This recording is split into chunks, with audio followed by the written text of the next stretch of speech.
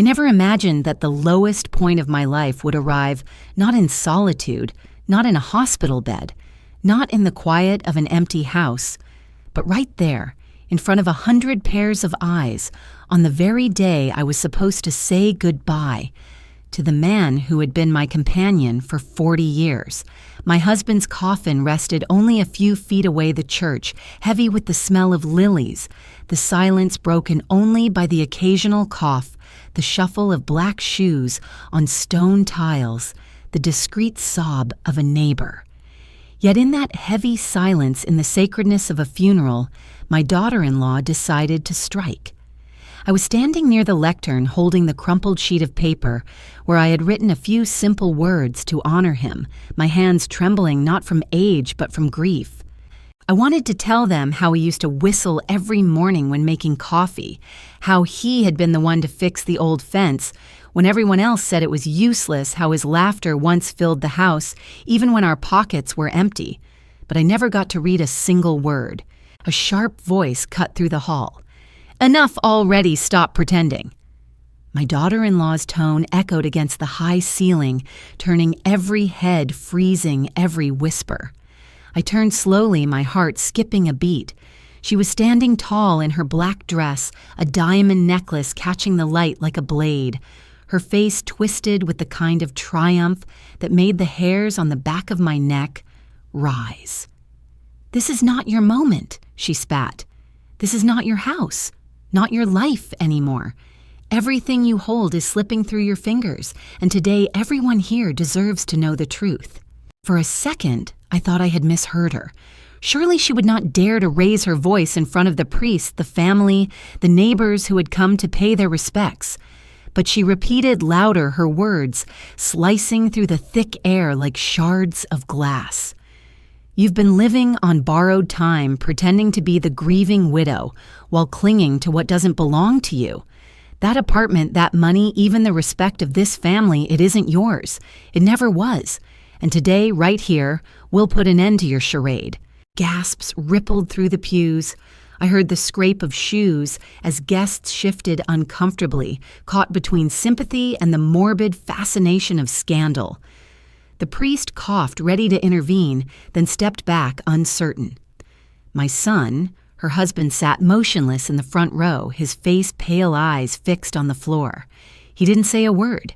He didn't raise a hand. He let his wife stand there, turning my husband's funeral into a spectacle of humiliation. My chest tightened as if invisible ropes were pulling me down. The folded paper trembled in my hand until I thought it might crumble to dust. My cheek burned with the heat of shame, though no hand had touched me. I wanted to ask her to stop, to remember where she was, to respect the dead, if not the living. But my voice betrayed me.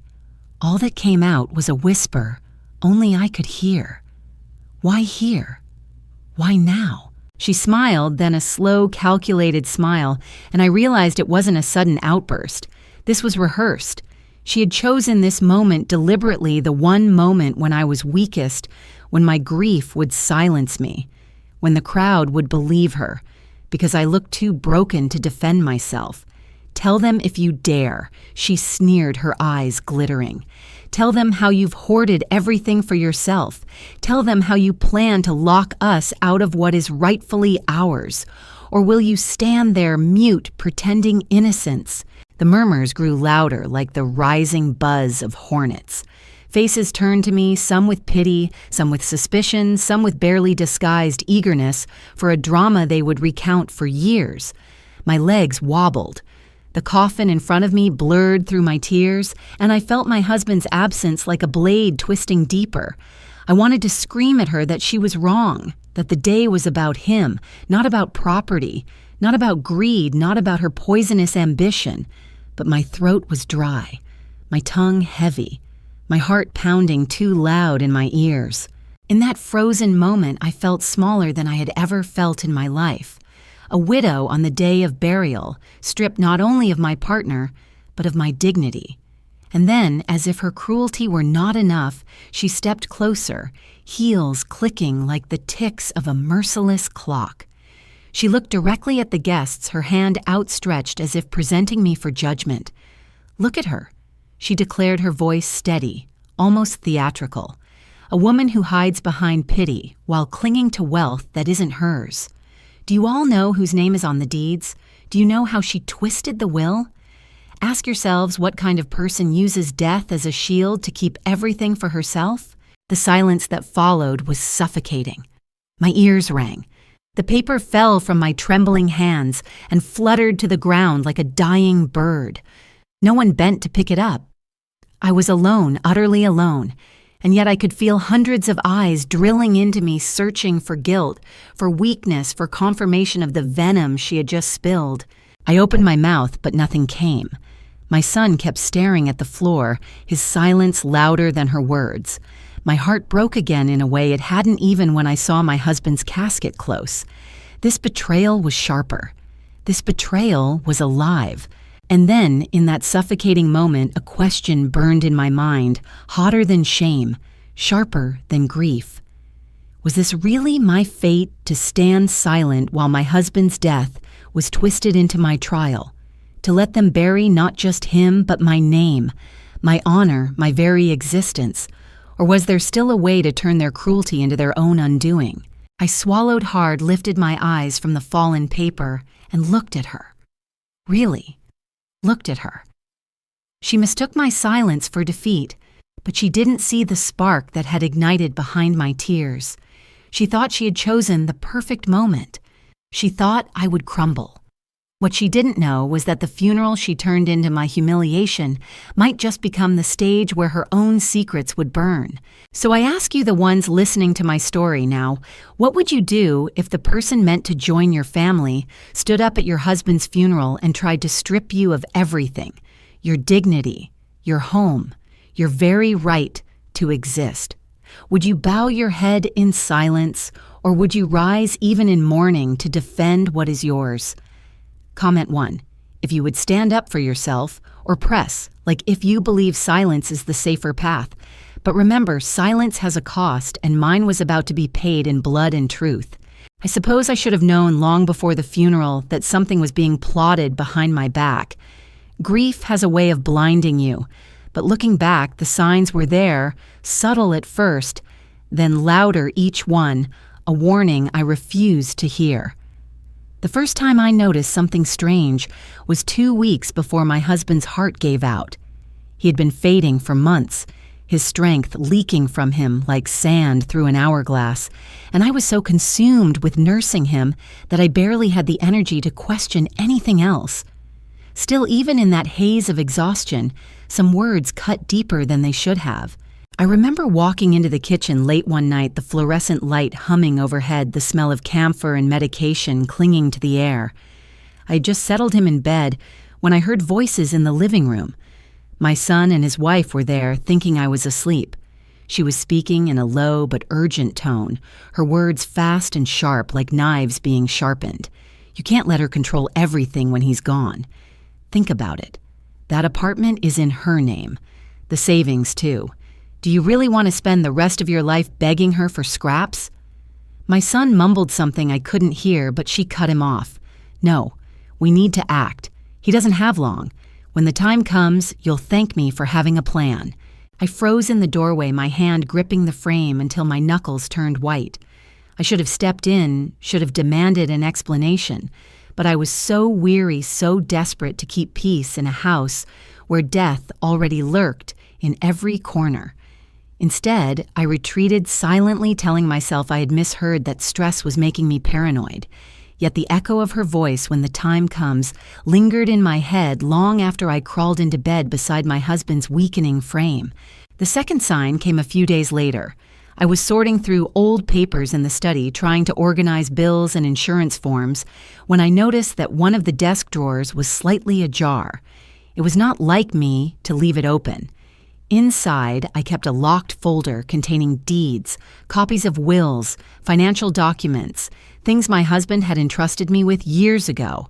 The lock was intact, but the folder had been shifted, placed at an angle, as though someone had pulled it out and hastily shoved it back. My heart lurched. I asked myself if perhaps I had been careless, but a voice inside whispered the truth. Someone had been there. Someone had been searching. That night at dinner, I studied her face as she poured wine into my son's glass.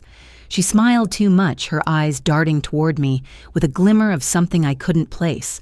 Satisfaction, perhaps, or the smugness of a thief who believes the crime is invisible. My son seemed distracted, answering my questions with absent nods, as though rehearsing something else in his mind.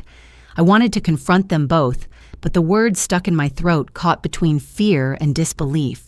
So instead, I forced a smile past the bread and pretended not to notice the cracks spreading through the foundation of my family. The third sign was not even hidden. It was almost brazen. A neighbor, Mrs. Flores, stopped me in the hallway with a look of concern. "I saw your daughter-in-law speaking to a man outside the building yesterday," she said, lowering her voice. "They were pointing at your balcony at the windows. He had a folder, some papers. He looked like an agent of some kind, real estate maybe." My stomach twisted. I thanked her, laughed it off, said something about stress, making people imagine things, but inside I felt the walls closing in. What was she planning? Why would she be discussing my home with strangers while my husband was still alive, his body barely holding on? Every night after that, sleep became more difficult. I would lie awake listening to the sound of the refrigerator humming the tick of the old clock in the hallway, the shallow wheeze of my husband's breathing, and beneath it all the echo of her words. You can't let her control everything. I began to notice how she hovered in the house, eyes scanning rooms, not with affection, but with calculation. She would ask strange questions. How much did the maintenance cost? Was the property tax up to date? Did I ever think of moving to a smaller place, more suited to my age? At the time, I laughed it off, answering vaguely, trying to convince myself it was harmless curiosity.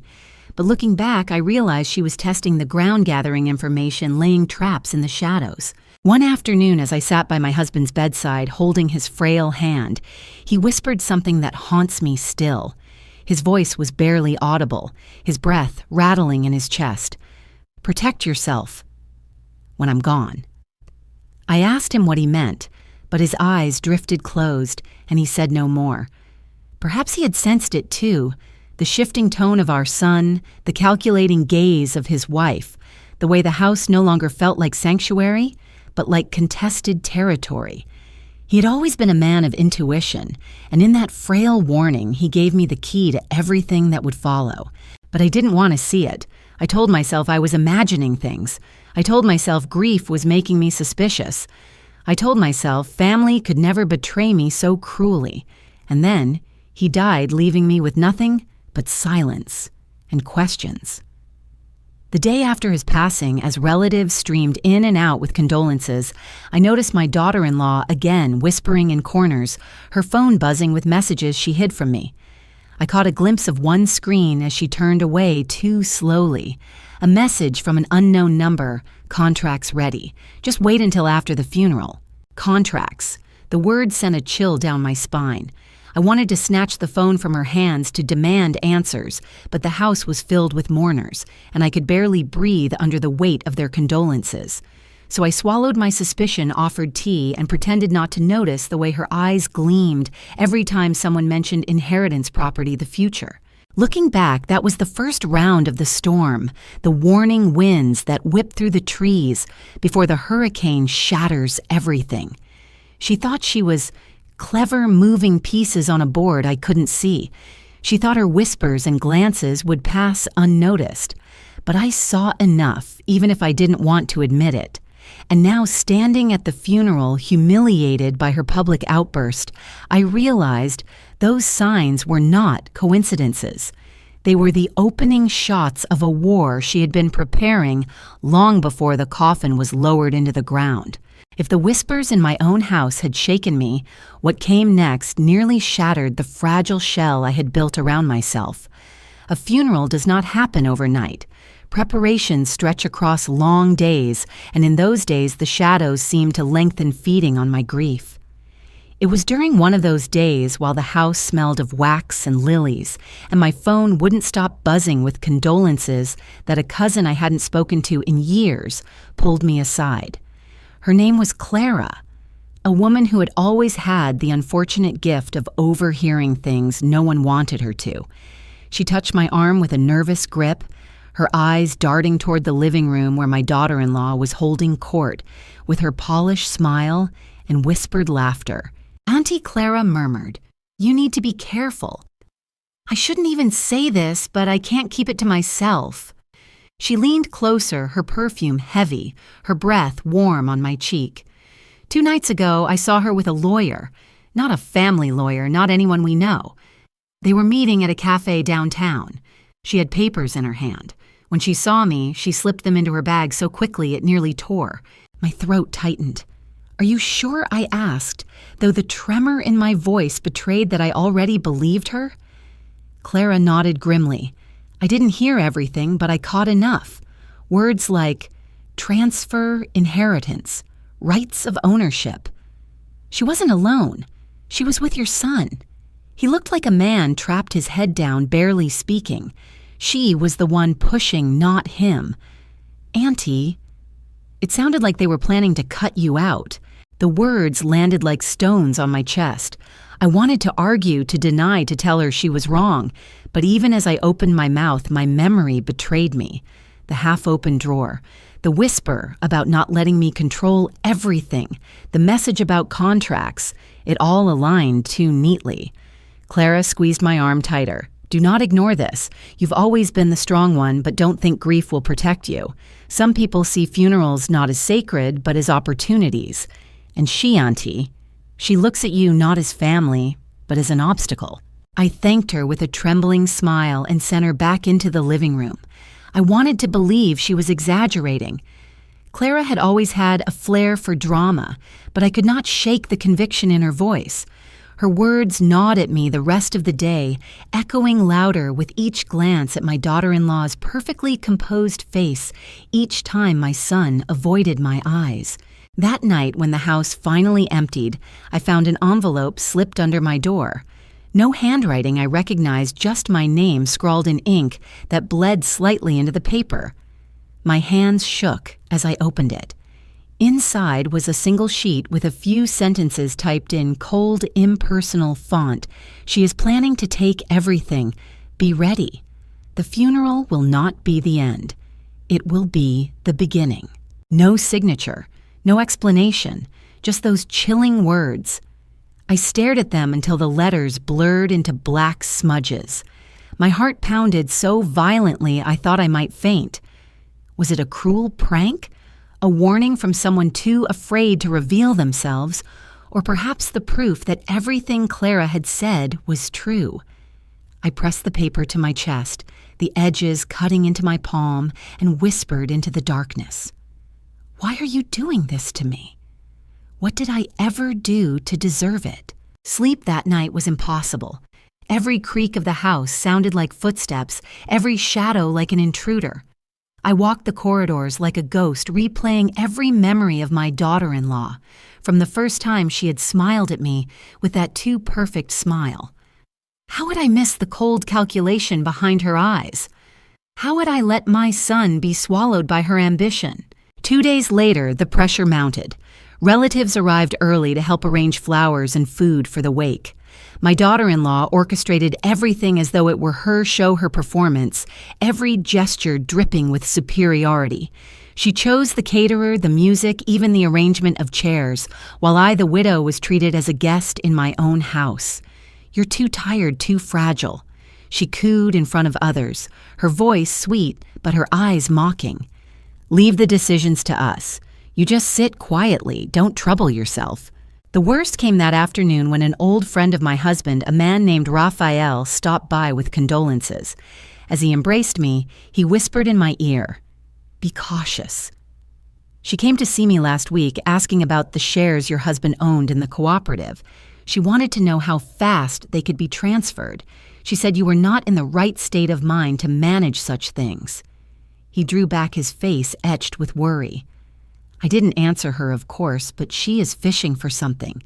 Protect yourself. I nearly collapsed. How dare she? My husband's body was not even in the ground, and already she was mapping out the distribution of everything he had built with his sweat and blood. My hands trembled so violently I had to grip the edge of the table to stay upright. "Thank you," I whispered. "Thank you for telling me. Thank you." That evening, after everyone had left, I sat alone with the envelope, the whispers, the warnings. They swirled around me like vultures circling above carrion. I pressed my hands together and tried to pray, but the words caught in my throat. Instead of comfort, I felt a rising tide of fear, a suffocating certainty that something terrible was waiting at the funeral, something far worse than grief. I remembered Clara's words again. She doesn't see you as family, but as an obstacle. And I thought of the anonymous letter. Be ready. The funeral will not be the end. It will be the beginning. At that moment, I knew my husband's death was not the end of my suffering, but only the opening act of a crueler play. The stage was set, the audience already gathering, and I, the grieving widow, was about to be forced into the role of a defendant in a trial I had never agreed to. I tried to tell myself I would be strong, that I would not let her win. But deep inside, a small, frightened voice whispered a darker truth, that I was already cornered, that the vultures had already tasted blood, and that the funeral, the place meant to honor the man I loved, would be turned into my battlefield. By the time the wake began, it was no longer subtle. The shift was visible, palpable, as if the very air in the house had turned heavy with suspicion and judgment. I was no longer the grieving widow who deserved compassion. I had become, at least in their whispers, the selfish matriarch clinging to what should have been passed on. And I could see whose hand was directing that narrative carefully, deliberately, like a puppeteer tugging at strings. She moved through the rooms with perfect poise, her voice just loud enough for people to hear fragments of her sentences. It's such a burden for her. She can't keep up anymore. Wouldn't it be better if someone younger took responsibility? Always said with that veneer of concern, that soft edge of care that made her cruelty sound like kindness. And people believed it. Or maybe they wanted to believe it because it gave them something to talk about other than death. I heard the whispers even when I tried to avoid them. She's not well. Look at her hands shake. Maybe it's time she let go. That house is too much for one old woman. Poor thing, she doesn't even realize what's best for her. They said these things in corners behind cups of coffee, but loud enough that the words floated back to me like poisoned smoke. Each one stabbed deeper than the last. My son was worse. His silence, once a refuge, now cut deeper than any insult. When I looked at him, hoping to find the boy I had raised, the one who once clung to my skirts when thunder shook the windows, all I saw was a man with his eyes fixed on the floor, jaw-tight lips pressed together. He never contradicted her. He never defended me. He let her speak as though her words were also his, and in a way they were. Every time he stayed quiet, every time he refused to meet my eyes, it was as if he was signing his name under her accusations. The weight of that betrayal pressed on my chest. I wanted to grab him by the shoulders and shake him to scream, "Do you remember who fed you when we had nothing? Do you remember who worked nights to pay for your schooling? Who sold her wedding ring so you could buy your first suit? And now you stand here silent while she sharpens her knives on my back. But grief sealed my lips, and fear made me weak." I sat quietly while he stood at her side, their silhouettes a single shadow against me. The isolation grew sharper with each passing hour. Relatives who once kissed my cheek with warmth now barely brushed against me, their eyes sliding away, their hands hesitating. They had been poisoned slowly, deliberately. They no longer saw me as the woman who had built this family, but as a fragile obstacle standing in the way of its future. Some even dared to say it aloud. My husband's cousin, a man I had fed countless times at our table, leaned close to me during the wake and whispered, "Don't be stubborn. Think of the children. Think of the next generation. It's selfish to hold on when you can barely stand." I bit down on my tongue until I tasted blood. The urge to cry out to defend myself was overwhelming, but I swallowed it like poison, because I realized then that crying out would change nothing. They had already chosen their side. To them, I was guilty. no matter what I said. My silence was twisted into proof of weakness. My words would be twisted into proof of madness. Either way, the noose was tightening. And all the while, she watched me, always watching. I would catch her eyes across the room, glittering with satisfaction, lips curved into the faintest smile. A smile that said, "I am winning and you are too weak to stop me." There was one moment that nearly broke me completely. It was late in the evening when most of the guests had gone home and only family lingered. She walked into the kitchen where I sat too tired to move, clutching a cup of tea gone cold. She closed the door softly behind her and leaned against the counter, her arms crossed her head tilted. For the first time, she dropped the mask. "You should make this easier for everyone," she said calmly, her voice low but sharp as glass. "You're old. You're alone. You can't manage all this anymore. Sign over the apartment transfer. The accounts let us take care of things. People will respect you more if you do it voluntarily. Otherwise..."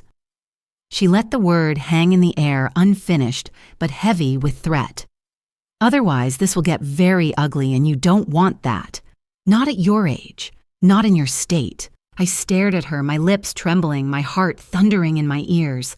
I wanted to scream, to throw the cup at her face, to chase her out of my house, but I couldn't move. My body betrayed me, paralyzed by fear and grief. She smiled faintly, pushed off the counter, and walked out as if nothing had happened, leaving the door ajar so the echo of her words could bleed into the silence. That night I broke. I went upstairs, sat on the edge of my bed, and sobbed into my hands like a child. Not because I believed her, but because I felt cornered, stripped of allies, abandoned by the one person who should have defended me most, my own son. The walls of the house seemed to close in on me, each picture frame on the walls, another witness to my humiliation. My husband's photo on the nightstand stared back at me with silent eyes, and I whispered through my tears, "Why did you leave me now? Why did you leave me to fight this alone?" And yet, even in that abyss of despair, something stirred, a small defiant ember that refused to die. Because in her arrogance, in her cruelty, she had shown me too much. The lawyer meetings, the whispers, the threats. She thought I was too broken to notice, too weak to act. But I was noticing. I was remembering. And though my heart was fractured, a part of me was already beginning to plan. At the time, though, all I felt was isolation. The mounting pressure, the betrayal of silence, the sting of whispers turning strangers into judges and family into enemies. I was drowning in grief and humiliation, and the funeral itself had not even arrived yet. The stage was set. The trap was closing. And I, helpless grieving alone, was walking straight into it. The morning of the funeral felt like stepping into a storm I could neither escape nor delay.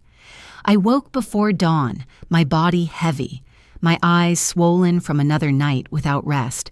The house was quiet, too quiet, the kind of silence that presses on your chest until it becomes difficult to breathe.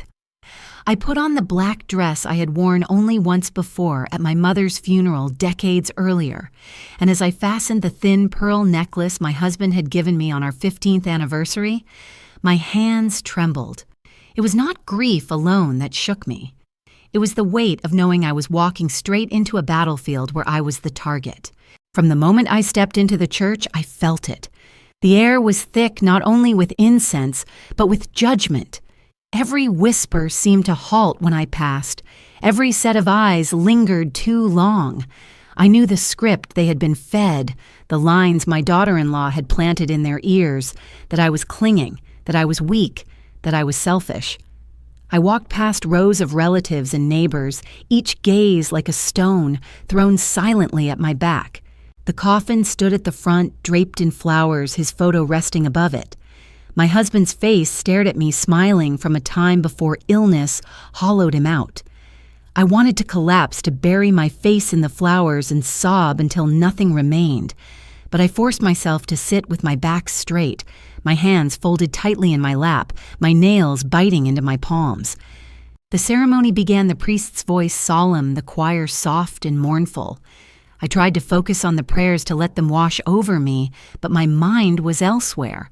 I saw her 2 pews ahead. Her black dress perfectly fitted her makeup, immaculate, not a trace of grief on her face. She looked like a queen attending a coronation, her eyes sweeping the room with satisfaction. And next to her sat my son. Shoulders hunched, eyes down as if he could make himself invisible. His silence screamed louder than any words.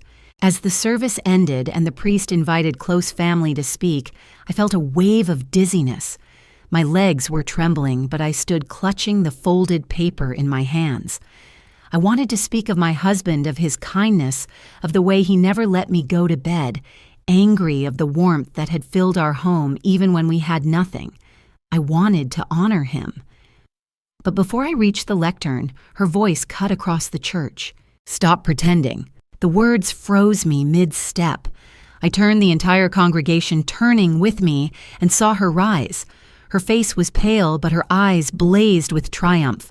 She moved forward, her heels clicking on the stone floor, each step echoing like a drumbeat of war.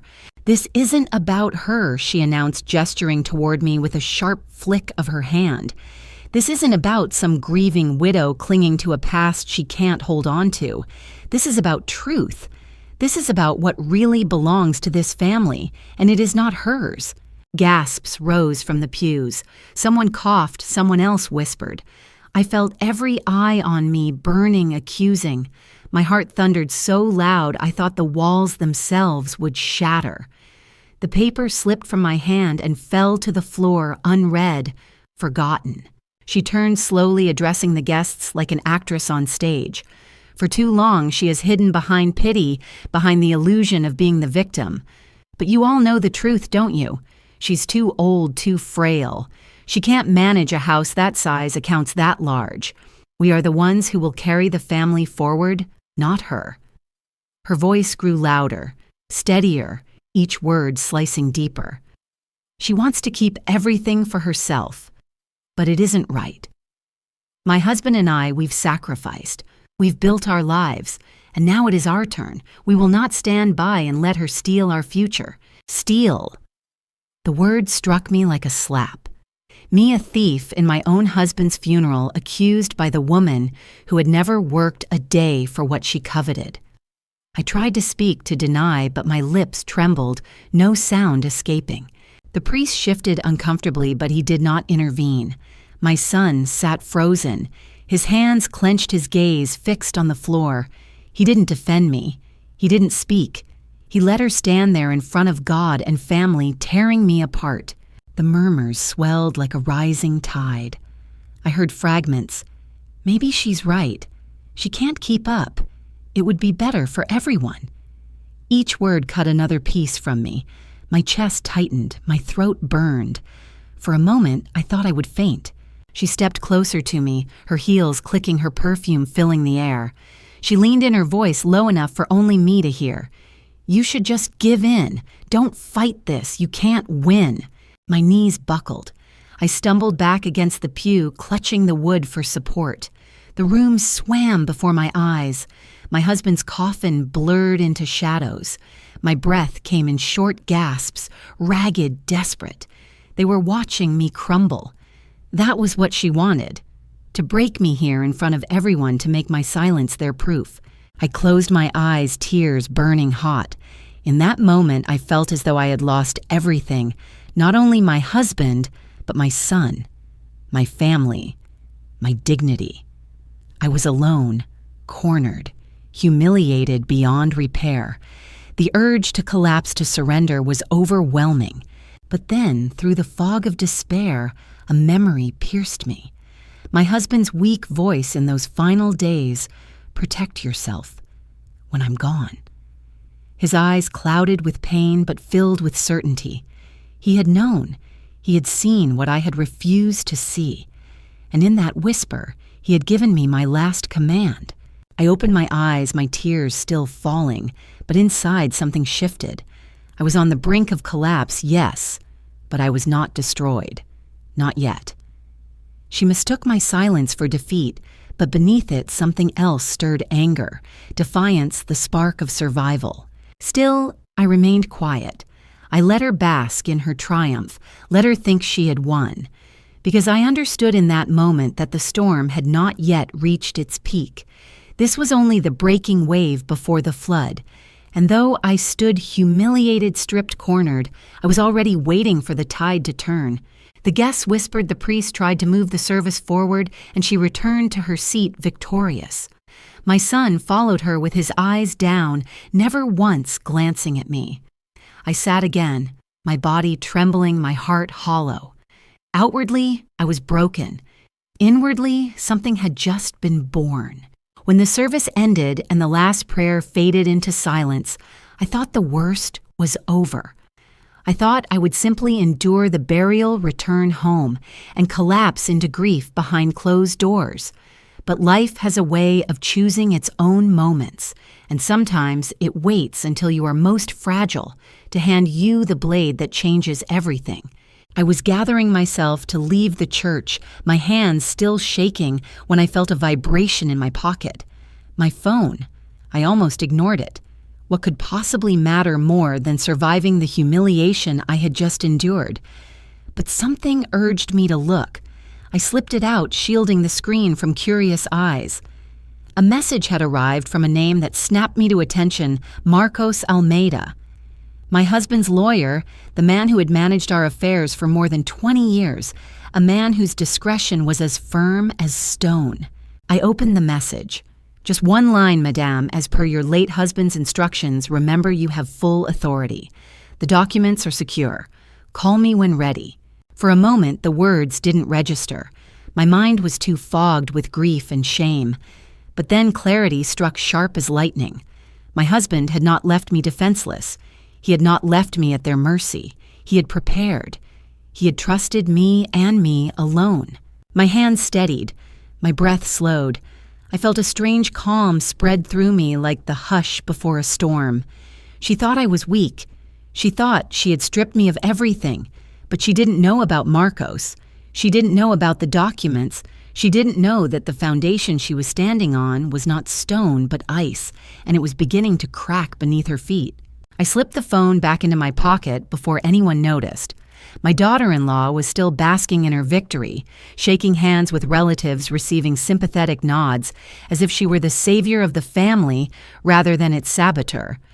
My son trailed behind her like a shadow, too ashamed or too blind to see what was happening. They thought the game was won. They thought my silence meant surrender. But inside, something had shifted. No longer was I the broken widow cowering under their words.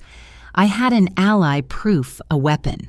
The humiliation I had endured was no longer a sign of defeat, but a prelude to revelation. I remember standing by the coffin one last time before the burial, pressing my hand against the cool wood. I whispered softly so only he could hear. You knew. You saw this coming. And you trusted me to finish the fight. I won't let you down. At the graveside, while the priest recited prayers, I kept my eyes lowered, my demeanor subdued. Outwardly, I was still the picture of grief, shoulders bent, tears, falling silently. But inside my mind was racing, assembling the pieces of a plan. I thought of Clara's warning, of Raphael's whispered concern, of the anonymous envelope, and now of Marcos's message. They were not random events. They were signs pointing to the truth I had tried so hard not to face. My daughter-in-law was playing a dangerous game, and my son had allowed himself to be her pawn. But I still held the board. That night, back at the house, the relatives dispersed, leaving only the suffocating presence of my son and his wife. They spoke little, but I felt their eyes on me, waiting for me to collapse, to beg to yield. Instead, I excused myself early and went to my room. I locked the door, sat at my desk, and pulled out my phone. My fingers shook only once before I typed, "Marcos, I am ready tomorrow morning, my office. No one must know." His reply came within minutes. "Understood. Everything will be prepared." I sat back in my chair, staring into the dark. Tomorrow. That word echoed in my mind, no longer filled with dread, but with promise. Tomorrow the tide would turn. Tomorrow the widow they thought they could bury would rise carrying not only grief, but the power to end their charade.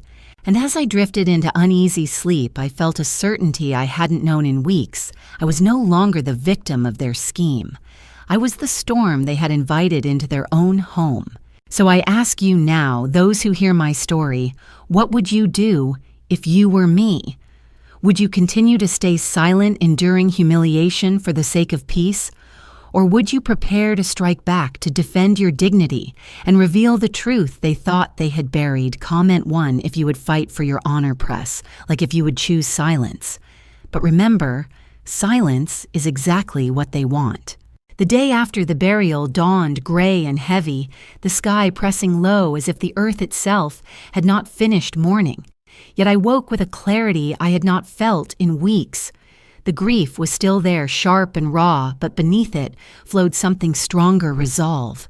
The message from Marcos still burned in my mind like a beacon. You have full authority. It was time to stop letting her dictate the story. It was time to remind her whose house she had walked into. I spent the morning in silence, moving deliberately, my hands steady as I prepared tea in the kitchen. She entered without knocking, as always, her perfume preceding her like a declaration of power. She wore black still, but it was not mourning. It was armor, a costume she wore to continue her performance. My son lingered in the doorway, avoiding my gaze, half a man caught between two loyalties and too cowardly to choose the right one. She leaned against the counter, crossing her arms with that same smirk I had seen at the funeral. You know, she said casually, it would have been easier if you'd just agreed with me in front of everyone yesterday. You looked pathetic, clinging to silence. People were whispering about how out of touch you are. It only makes things harder for you. I set the teapot down gently, the porcelain clinking against the saucer, and turned to face her. My voice, when it came, surprised even me, low, even not trembling at all. Is that what you wanted? To make me pathetic in front of everyone? Her eyes glittered, and she didn't bother to deny it. It wasn't personal. It's just reality. You're old. You can't keep up. Someone has to take control, and frankly, it should be us. You've had your turn. Now step aside before you embarrass yourself any further. I studied her for a long moment, memorizing the cold curve of her smile, the confidence in her posture. Then I spoke each word deliberate. You mistake my silence for weakness, but silence is not surrender. Sometimes silence is strategy. For the first time, her smile faltered. She blinked as if recalibrating. What are you talking about? I stepped closer, closing the space between us until I could see the faint tremor of her pulse at her throat. My son shifted uneasily, but I ignored him. You thought humiliating me at my husband's funeral would destroy me. You thought my tears were proof that you had won. But while you were busy basking in your triumph, you forgot something important. This house, this family, this legacy, it was not built on your lies. It was built on mine and his sweat, our sacrifice. And he trusted me, not you. Her eyes narrowed, but I saw the flicker of uncertainty flash there. You're bluffing. I leaned in just enough for her to feel the steel in my words. Am I? Or is it that you're terrified of what I might know, what I might have in my hands right now? You've been sniffing through drawers, meeting lawyers in cafes, whispering to anyone who would listen. But you never stopped to ask yourself, what if I already know everything? What if I've been letting you play your little game, waiting for you to reveal just how greedy you really are? She stiffened her nails, biting into her arms where she held herself too tightly. My son finally spoke, his voice weak. Mother, maybe we should... Quiet, she snapped at him, not taking her eyes off me. Her arrogance cracked, just a hairline fracture, but enough. I pressed further. You see, I have documents. Documents your husband doesn't even understand. And those documents don't put this house in your name or my son's name or anyone else's. They put it in mine. Every account, every share, every deed, mine to protect mine, to decide. You thought you had me cornered, but it's you who's trapped, because every step you've taken is recorded. Every word you've said will come back to you. Her breath quickened, a shadow of doubt creeping into her perfect mask. "You're lying, you don't have anything." I smiled, then slow and deliberate, the kind of smile that isn't born of joy, but of revelation. "If you're so sure, why are you trembling?" The silence stretched heavy and suffocating. My son looked between us like a child lost in a storm, his mouth opening and closing with words he couldn't form. She tried to recover, straightening her shoulders. "Even if you do have documents, you can't stop what's coming. Everyone knows you can't manage. They'll see the truth eventually." I turned back to the teapot, poured myself a cup, and let the steam rise between us. My voice was calm, almost gentle. "No, my dear. What they'll see is a woman who exploited her husband's grief to chase after wealth. What they'll see is a woman who tried to strip a widow at her own husband's funeral. And when the time comes, they'll hear it not from me, but from witnesses, from people who already saw too much. Your words, your meetings, your threats, they're not as secret as you think." Her face paled, and I knew then that I had struck the first real wound.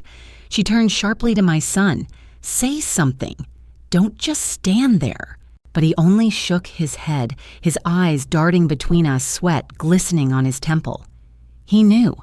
Deep down, he knew she had gone too far. I sipped my tea steady and unhurried, then set the cup down with finality. "This was your warning. I won't repeat it.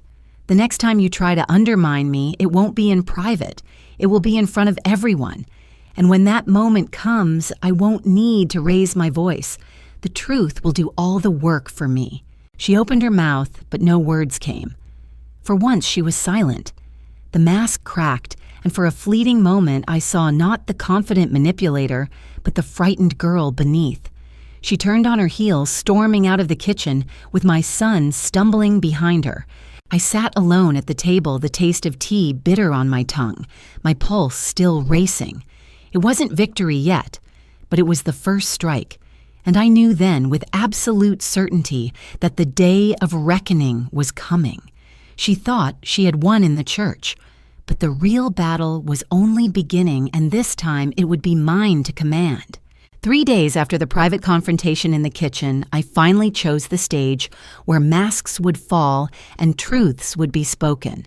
It was during the family gathering that followed the funeral, a tradition my husband had insisted on for years, where relatives came together to share food stories and memories. This time, the air was different. There was no warmth, no laughter, only tension, the kind that coils in the gut and waits for the strike. I had invited them all deliberately, even those I knew were skeptical of me, because I wanted witnesses. I wanted no one to doubt what was about to unfold. The dining room was full, the long table laid out with dishes no one touched. Conversations were hushed, eyes darting between me and her. My daughter-in-law sat at the head of the table, as if it were her rightful throne, my son beside her, his face pale and uncertain.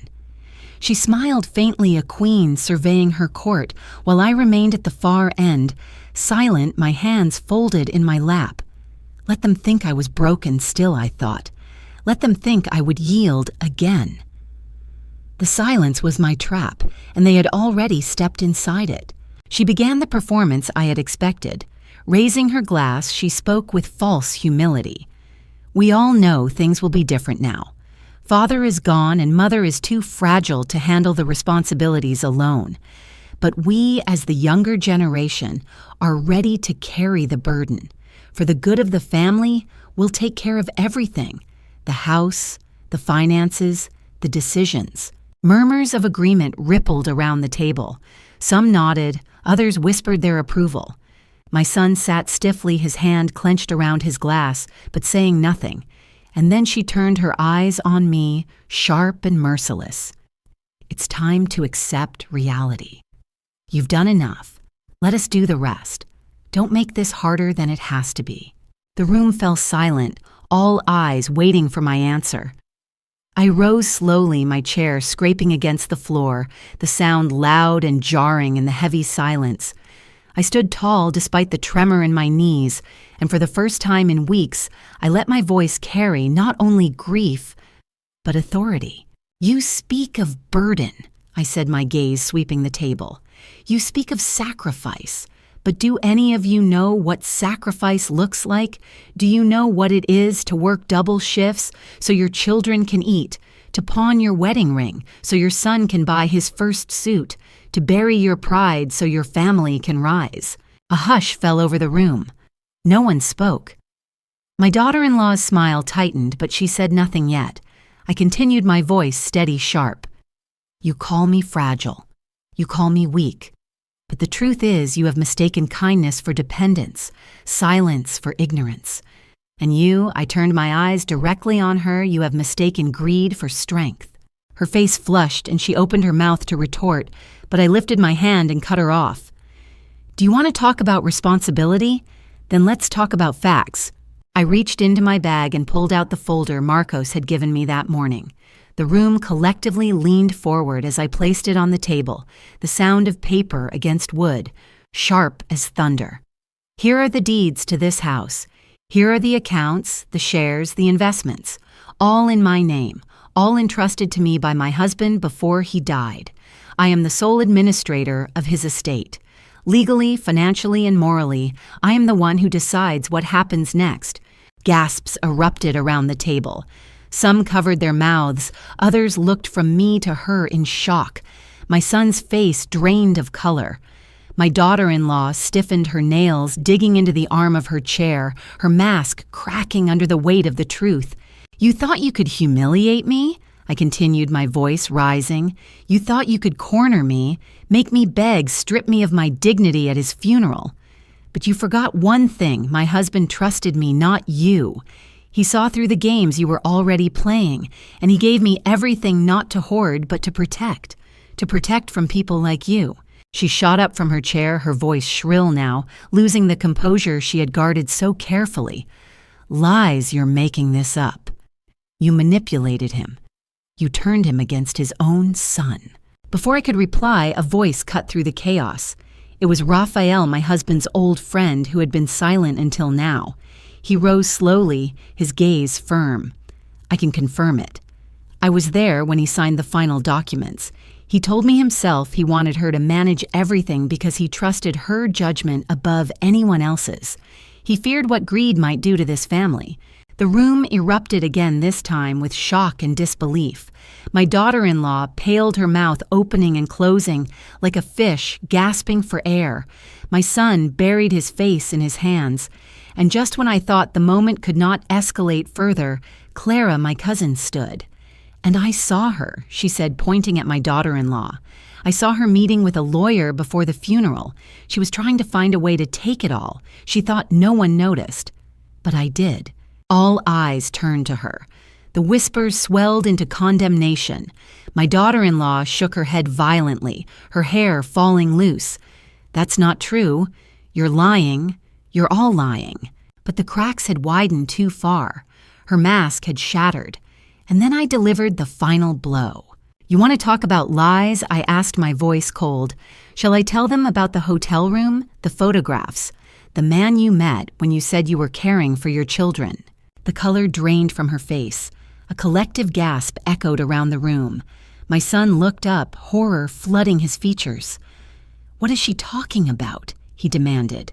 I placed another envelope on the table, this one slimmer, containing the photographs Marcos's investigator had handed me. You betrayed not only me, I said softly, but him as well. While he worked late, while he trusted you, you were elsewhere. And I have proof. The silence was deafening. My son ripped the envelope open, his hands shaking, and the photographs spilled onto the table for everyone to see. His face crumpled as he stared at the evidence.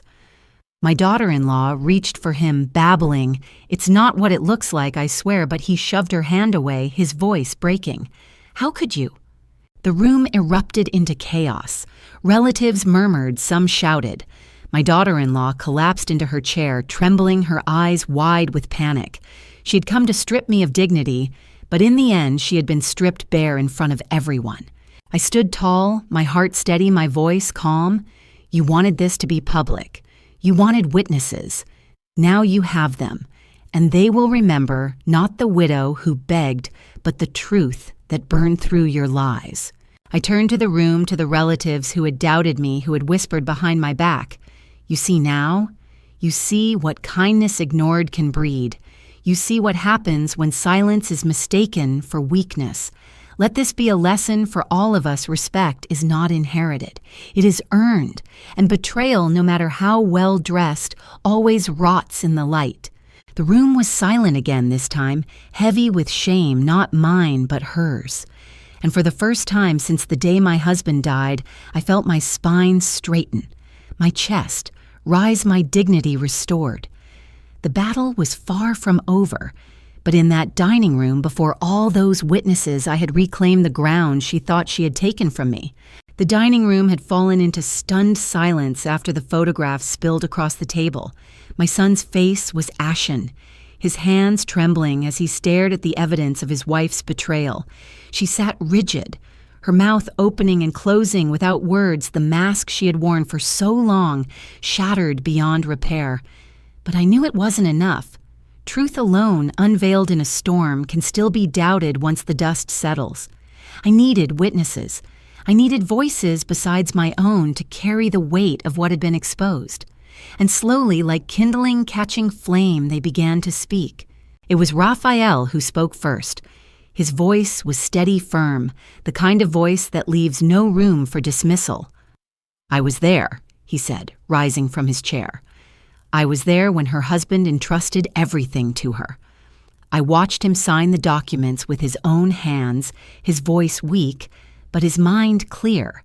He told me, 'Only she will know what to do. Only she will protect what I leave behind.' That is the truth. No one can deny it." His words rippled through the room, washing away any remaining doubt about the legality of my position. Some nodded, others murmured agreement. My daughter-in-law's face tightened, but she could not argue with a man everyone knew had been my husband's confidant for decades. Then Clara, my cousin, stood. Her hands shook slightly, but her voice was strong. "And I saw her," she said, pointing directly at my daughter-in-law. "I saw her meeting with a lawyer at a cafe days before the funeral.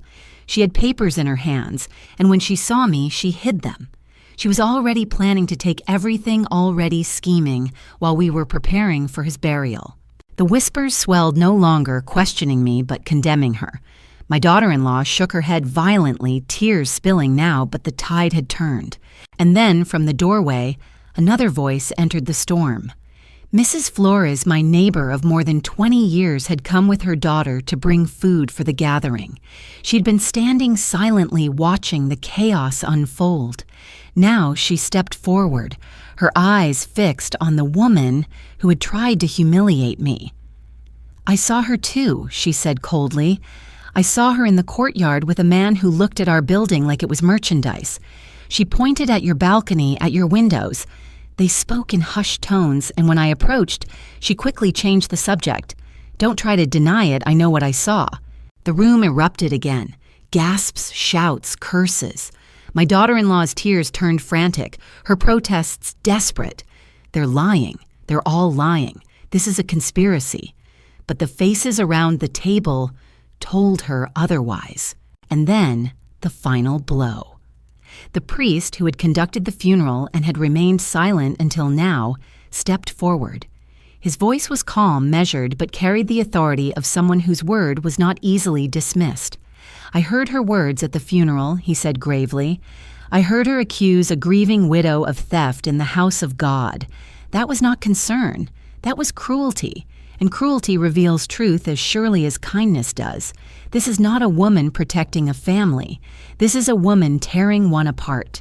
His statement silenced even the murmurs. There it was, the voice of the church, the final witness to what had been plain to see. The fire had spread. It was no longer just my truth against her lies.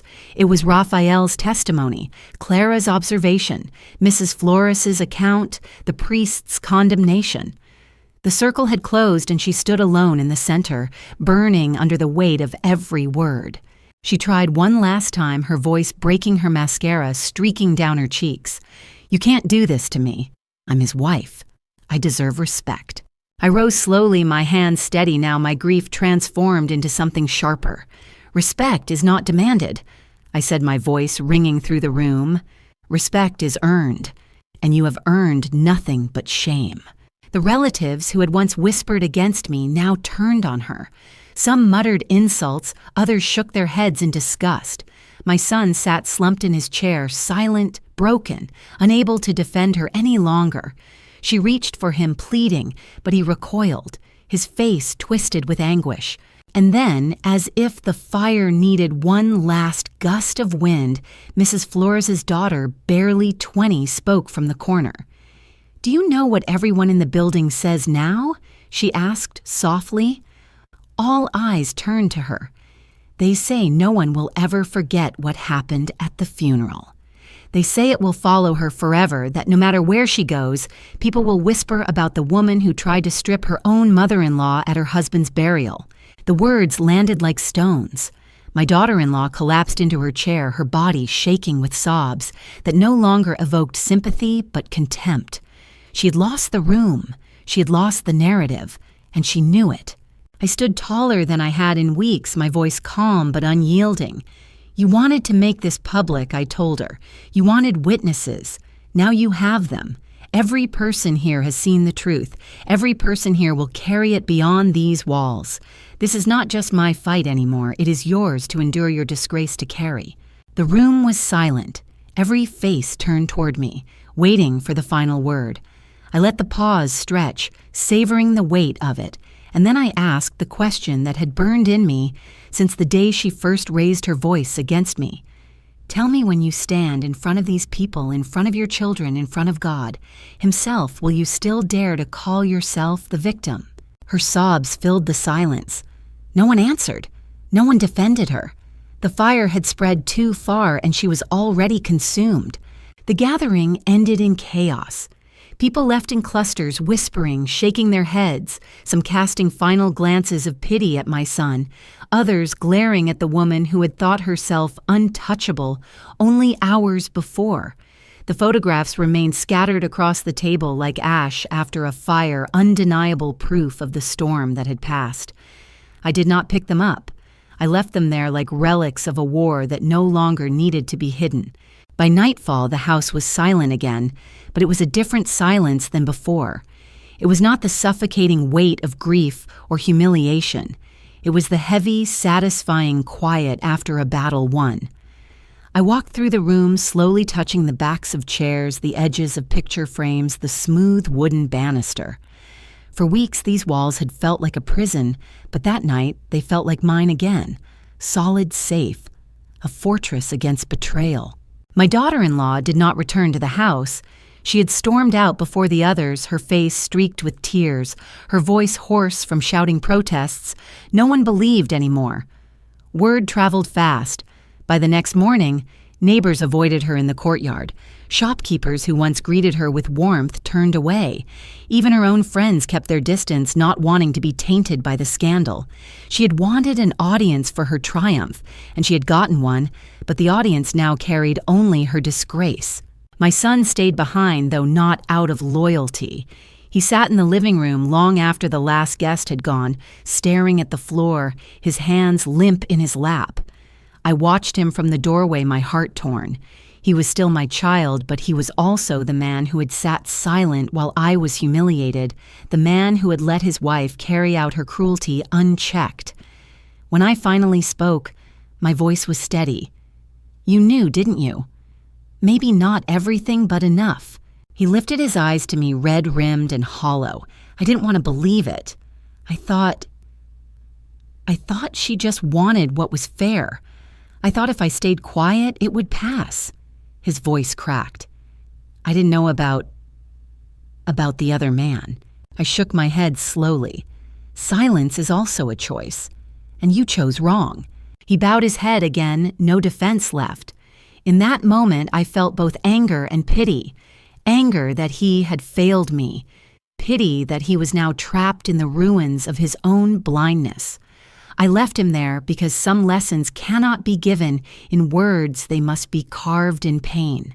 In the days that followed, the consequences grew. The lawyer Clara had seen her with was contacted.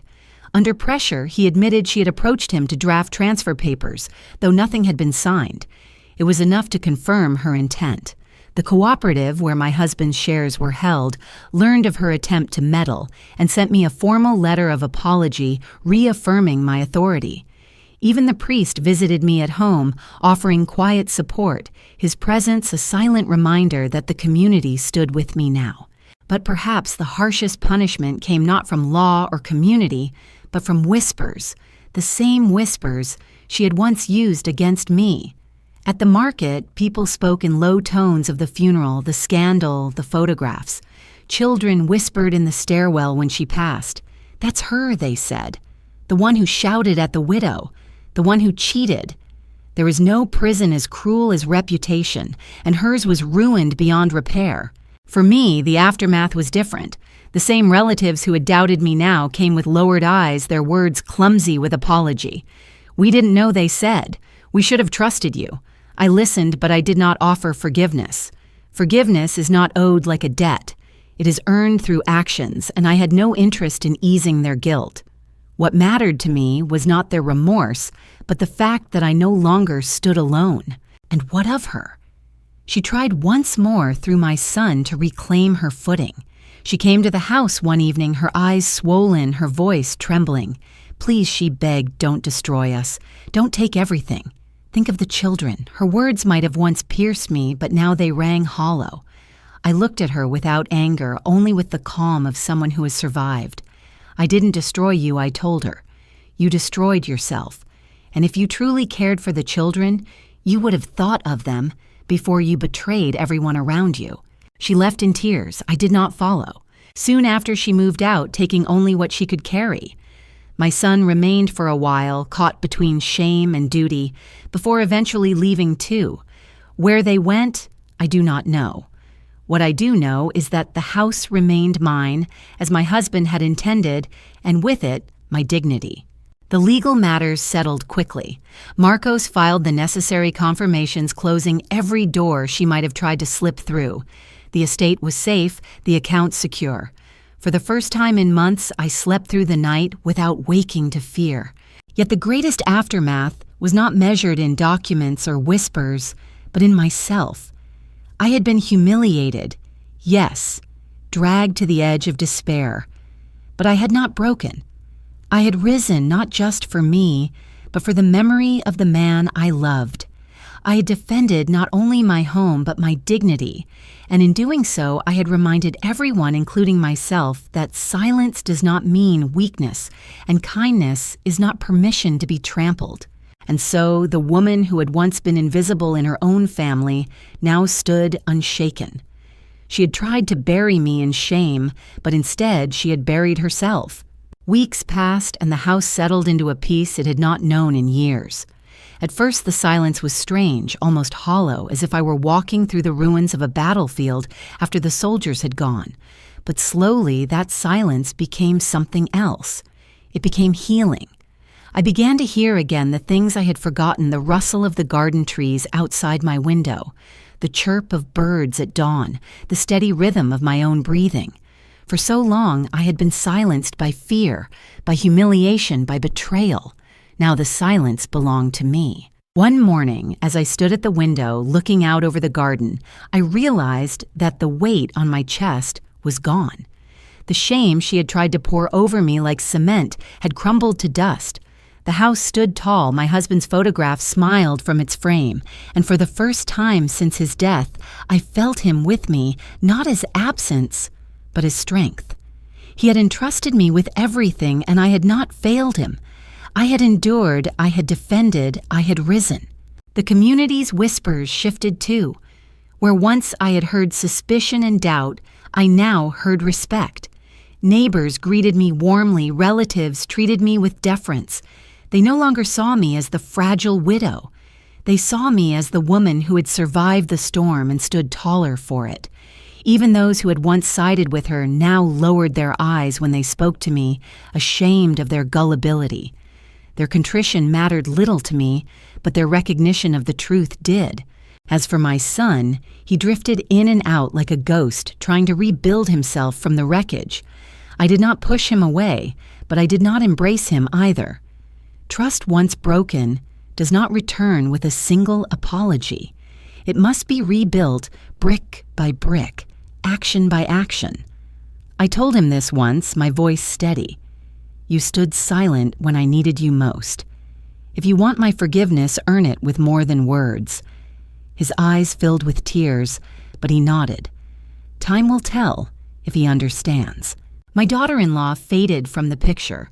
I heard she was living with a distant cousin in another city, her reputation trailing behind her like smoke. I did not rejoice in her ruin. I did not need to. Life itself had delivered the justice she had courted so recklessly. I spent my days differently now. I walked in the garden, pruned the roses, baked bread, wrote in a journal I had neglected for years. I began to plan what to do with the inheritance I had secured, not to hoard it, not to flaunt it, but to use it in ways that honored my husband's memory. A scholarship in his name, perhaps, a community library, something that would last beyond us both, something no greed could stain. But more than all of that, I rediscovered myself. I was not just a widow, not just a mother, not just a keeper of memories. I was a woman who had been tested and who had not broken, a woman who had been dragged into humiliation and had risen from it with her dignity intact, a woman who had been invisible for too long and had finally demanded to be seen. On the evening of the 40th day after his death, I lit a candle by his photograph and sat in silence. The flame flickered steady and warm. I closed my eyes and whispered, I kept my promise. I protected myself. I protected us. Rest now. I am not afraid anymore. And for the first time, I felt peace, not the fragile peace of avoidance, but the deep peace of justice done. So now, as I tell you this story, I ask you to imagine yourself in my place. Imagine being betrayed not by strangers, but by your own family, humiliated at the very moment when you were weakest. Imagine being stripped of dignity, accused of theft, cornered in silence. What would you do? Would you bow your head and surrender to their cruelty? Or would you rise even in grief and reclaim your name, your honor, your life? Comment 1 if you believe dignity must always be defended. Press like if you think silence is safer. But remember, this silence may keep the peace for a moment, but it also feeds the very betrayal that will one day destroy you. I chose to break the silence. I chose to fight. And because I did, I stand before you not as the widow they tried to bury in shame, but as the woman who refused to disappear. That is my story. That is my truth. And may it remind you that even in the darkest nights of grief, there is always a spark waiting to become fire. Do not let anyone dim it. Do not let anyone bury you alive. Rise.